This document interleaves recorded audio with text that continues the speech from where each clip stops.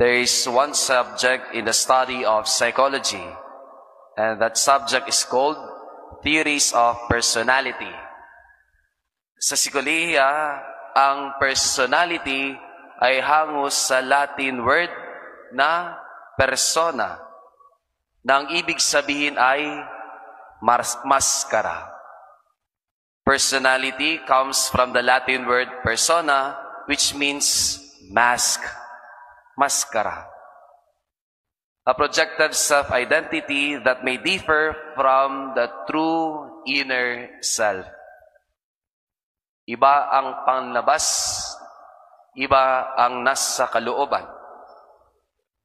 Dati po sa Greece, kapag nagtatanghal sa teatro, hindi tulad ngayon na nagme-makeup ang mga artista o nasa teatro o nagsusuot lang ng kasuotan. Sa Greece, ang nagtatanghal sa entablado sa isang play ay nagsusuot ng maskara upang gampanan ang ibang karakter na tinatanghal nila. And in one way or another, this is also true for all of us. May iba't ibang personalidad tayong lahat, lalo na kapag kaharap ang iba't ibang tao. Who are you when you are in front of your teacher? Sino ka ba kapag kaharap mo na ang iyong guro? Iba ugali mo, iba ang pakikipagrelasyon mo sa kanila. Who are you in front of your parents, mga kabataan? Panigurado ako, iba ang ugali mo at pinapakita sa kanila. Iba ang pakikipag-relate mo sa kanila. Who are you when you are with your friends, sa mga kaibigan mo? Iba ang pang-uugali mo, iba ang pinapakita mo sa kanila. May ibang suot kang maskara pagkaharap mo sa kanila. Sino ka kapag kaharap mo na yung boss mo? Yung bumabait ka lalo kapag nandyan na siya. Iba ang pakikipagsalamuha mo sa kanila. Iba ang ugali mo sa iyong boss.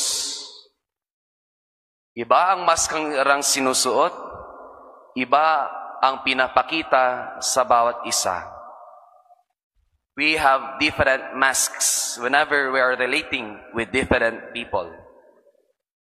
In our gospel for today, according to Matthew, Jesus continues to condemn the scribes and Pharisees. Mampapasnok ni si Jesus, galit pa siya. Bakit?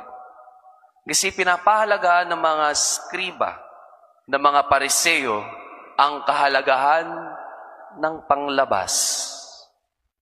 They are too much concerned in terms of externals. He said, you cleanse the outside of the cup, but inside they are full of plunder and self-indulgence. Cleanse first the inside, so that the outside also may be clean. Masyado kayong focus sa panglabas. Naku, siguro yung iba dito baka matamaan. Pagkagising nyo siguro, halos 1 oras na kayo nag-aayos sa sarili ninyo. Yung iba siguro dito, pagkagising agad, pipicturean ng sarili, at sasabihin maganda lang ang picture pag maganda lang siya doon. Pangit ng picture pag pangit siya doon. Doon ang basihan ng magandang picture. Yung panglabas lang. Alam niyo po, nung ako po ay nasa seminaryo pa po bilang formator, isa ang katotohanan na bitbit ko lagi. Malalaman mo lang ang ugali ng isang batang seminarista pag walang nakabantay sa kanya. Hindi mo makikita ang tunay na ugali ng isang batang seminarista pag di mo siya kaharap. Pag walang formators na nakabantay, pag walang teachers na nakatingin, yun, doon nagpapakita ang totoong ugali. True character shows only when no one is watching you. Balik ko po ang tanong, sino ka ba talaga pag wala ang iba? Sino ka ba talaga kung ikaw lang ang mag-isa? Today, we have a beautiful responsorial psalm. We have response to the good psalm today. Ano po yung responsorial psalm natin? You have searched me and you know me, O Lord. Mas makata pa po sa translation sa Filipino. Ako yung siniyasat, kilala mo akong ganap. Dearly beloved, God knows us inside and out. Hindi tayo makakapagtago kay Lord. Hindi tayo makikipaglaro ng hide and seek. Kilala niya tayong lahat.